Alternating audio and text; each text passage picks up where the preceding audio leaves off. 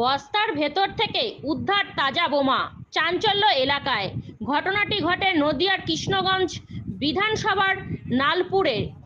এই এলাকার বিষ্ণু ঘোষ নামে এক ব্যক্তি জানায়, এর আগে এখান থেকে উদ্ধার হয় বোমা।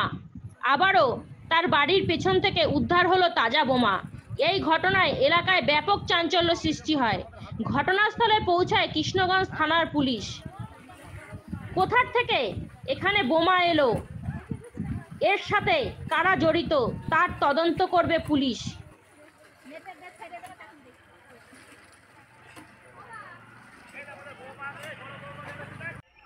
নালপুরের বাসিন্দা।